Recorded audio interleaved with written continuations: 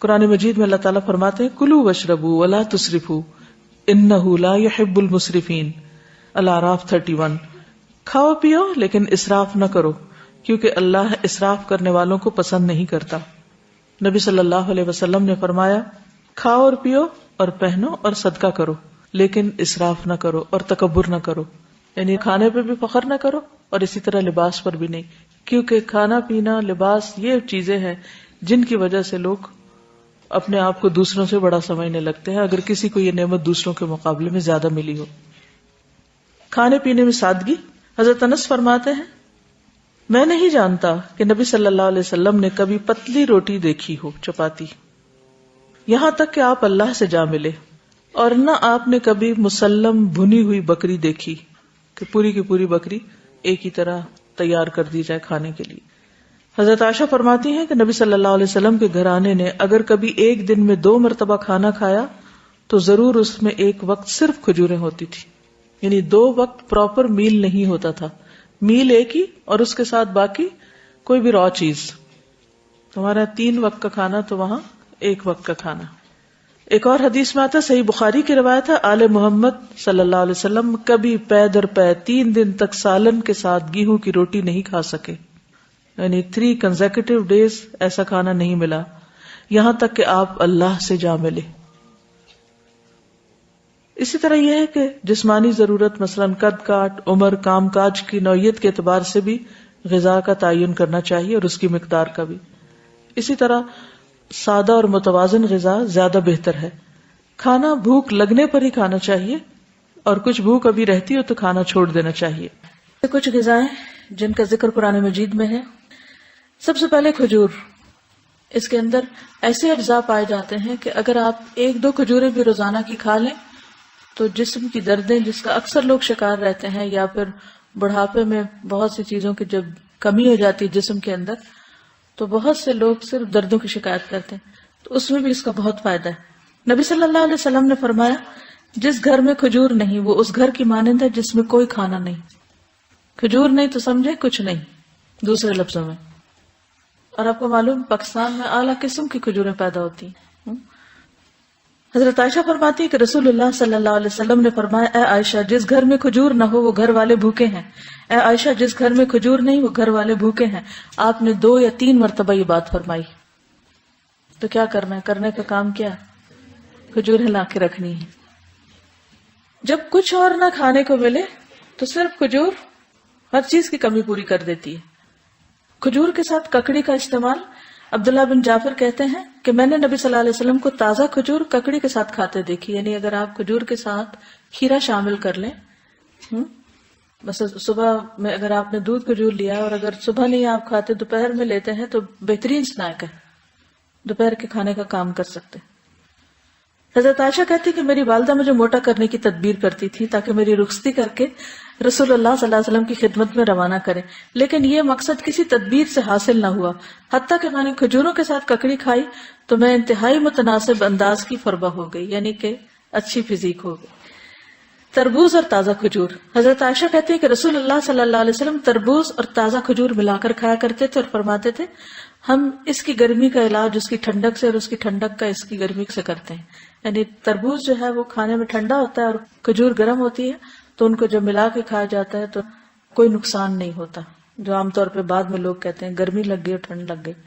ایک صحابی سے مروی ہے کہ نبی صلی اللہ علیہ وسلم نے کچی اور پکی کھجور اور کشمش اور کھجور سے منع فرمایا، ان کو جمع نہیں کرنا چاہیے، کیونکہ کشمش جو ہوتی ہے وہ بھی گرم ہوتی، اور اگر کھجور کھائیں تو ان 2 چیزوں کو ملائے نہیں۔ یعنی اگر آپ کو کھانا بنا رہے ہیں کچھ، کیونکہ ہمارے یہاں بعض ریسیپیز ایسی ہوتی ہیں کہ اس میں دنیا بھر کی چیزیں اکٹھی کر دی جاتی ہیں، تو بعض اوقات صحت کے لیے نقصان دہ ہوتی ہیں۔ دوسری چیز ہے انار۔ حضرت علی فرماتے ہیں کہ انار کو اندر والے چھلکے سمیت کھایا کرو کیونکہ یہ معدے کی بیماریوں کا علاج ہے۔ ہم عام طور پہ صرف اس کا پھل نکال کے کھا لیتے اور باقی سب چیزیں ویسٹ کر دیتے ہیں، تو اندر کا چھلکا کون سا ہوتا ہے؟ وہ وائٹ سٹف جس کے اندر دانے لگے ہوتے ہیں۔ انار بھی جنت کا پھل ہے اور اس میں بھی بہت سارے فائدے ہیں۔ زیتون، قرآن مجید میں اللہ تعالیٰ نے انجیر اور زیتون کی قسم کھائی، والتین والزیتون۔ ان کے فوائد کے پیش نظر روزانہ کم از کم 1 انجیر، 1 زیتون اور خالص زیتون کے تیل کا 1 چمچہ استعمال کرنا فائدہ مند ہے۔ جسمانی توانائی اور دماغی قوت کے لیے زیتون کے تیل کی مالش بھی یعنی مساج بھی فائدہ مند ہے۔ اللہ سبحانہ وتعالیٰ نے زیتون کے تیل کو قرآن مجید میں مبارک تیل کہا ہے۔ حدیث میں آتا ہے کلوا الزیت وادہنوا بہ فانہ من شجرۃ مبارکہ، نبی صلی اللہ علیہ وسلم نے فرمایا زیتون کا تیل کھاؤ اور لگاؤ، یہ ایک مبارک درخت سے نکالا گیا ہے، یعنی درخت مبارک ہے جس سے نکلا وہ تیل بھی کیا ہوگا، فانہا من شجرۃ مبارکۃ۔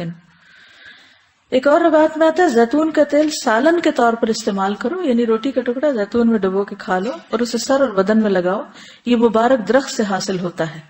حضرت عائشہ فرماتی ہے کہ رسول اللہ صلی اللہ علیہ وسلم وفات پا گئے اور آپ نے ایک دن میں 2 مرتبہ روٹی اور زیتون کا تیل سیر ہو کر نہیں کھائے، یعنی 2 بار میل نہیں لیا آپ نے، 1 میل ہوتا تھا آپ کا، اور ہر وقت وہ گھی میں لگا ہوا نہیں ہوتا تھا۔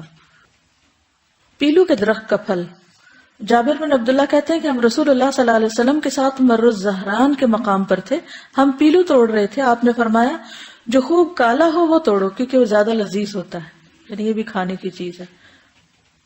کدو، فنبذناہ بالعراء وہو سقیم وانبتنا علیہ شجرۃ من یقطین، پھر ہم نے اسے یونس علیہ السلام کو ایک چٹیل میدان میں ڈال دیا جبکہ وہ بیمار تھے، اور ہم نے اس پر کدو کا بیلدار درخت اگا دیا۔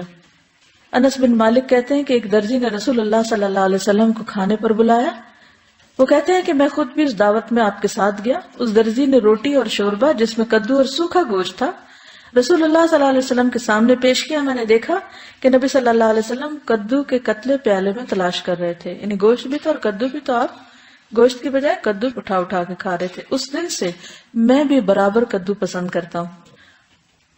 حضرت یونس علیہ السلام کی بیماری کے علاج کے طور پر کدو کی بیل اگائی گئی تھی، جس سے ان کے جسم پر جو بھی مچھلی کے اسٹمک میں جانے کی وجہ سے جو ایسیڈک مادہ تھا وہ لگنے سے زخم وغیرہ ہوئے ہوں گے، ان کا علاج اس سے ہوا۔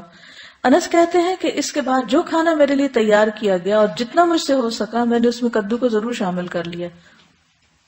چقندر اور جو، سہل بن سعد کہتے ہیں کہ ہمیں جمعہ کے دن بڑی خوشی ہوتی، ہماری ایک بوڑھی خاتون تھی، وہ چقندر کی جڑیں لے کر اپنی ہانڈی میں پکاتی، اوپر سے کچھ جو کے دانے اس میں ڈال دیتی، ہم جمعہ کی نماز پڑھ کر ان کی ملاقات کو جاتے تو ہمارے سامنے یہ کھانا رکھتی، یعنی ہر جمعہ وہ یہ کھانا پکا کے رکھتی اور ہم سب کھاتے۔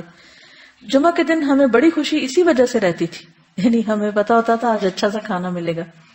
ہم نماز جمعہ کے بعد ہی صبح کا کھانا کھایا کرتے تھے، اللہ کی قسم نہ اس میں چربی ہوتی تھی نہ گھی، یعنی چقندر ہوتے تھے ابلے اور اس کے اوپر جو کے کچھ دانے، پھر بھی خوش ہوتے تھے۔ ہمارا کیا حال ہے؟ کہتے اللہ کی قسم نہ چربی ہوتی تھی نہ گھی۔ اگر ہمیں کبھی بیماری میں بھی کبھی علاج کے طور پر بھی ایسی سبزی کھانے کو ملے تو ہم اپنے آنسو سے اس کو بھگو دیں۔